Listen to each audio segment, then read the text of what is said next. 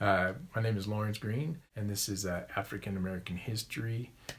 And I learned a lot in this class. For this video, what I'm choosing to focus on is international effects and Black psychology. The international effects was interesting. Wasn't aware of the connection with Mexico and their Black culture. I'd actually assumed there wasn't any Black culture, although we do see dark-skinned people there. I sat and always assumed that it was more of an Indian culture. But from what we've learned, there was actually, in 1570, there was actually 20,000 Black people there, and there was 5,000 of Afro-Mexican or Mestizo origin. So 25,000 Black people basically there.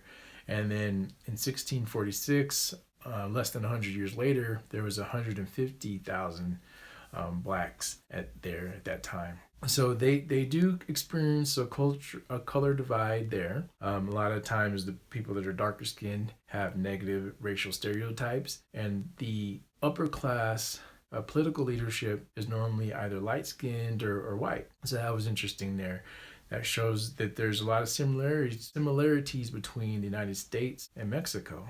Another area I chose to talk about is the Japan sambo effect, which is basically in the United States, they were creating books and entertainment based on what they called a sambo, which was a characterization of the Black male that was meant to make them seem inferior and to make them seem stupid. And this was blackface. White people would paint their faces black and then act ignorant and make that seem to how Black people were. Now, a book was written.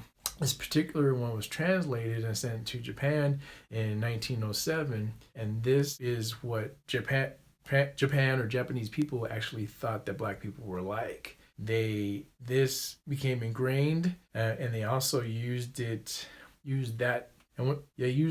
to create trademarks. And there's definitely, or from what I have told, there is a Japanese culture that is okay with the humiliation of Black people. They're okay with white actors in their television shows using racial slurs, or at least they were at some point. Now, hopefully that's being corrected, but as we've seen in a lot of other areas, it's not always the case. But the Black psychology, Linda Myers, Naeem Akbar, they help distinguish the actual psychology of Black people. While sometimes race is not talked about and some people just ignore that there shouldn't be anything different between Black people and white people or other ethnicities, these psychologists have actually looked closer to see what might be different and what could be done in order to help Black people so that we can become mentally strong and find ways to compete, because it seems like things aren't just given to us. So that, I think, the mental arena is a good way to take on some of the injustices.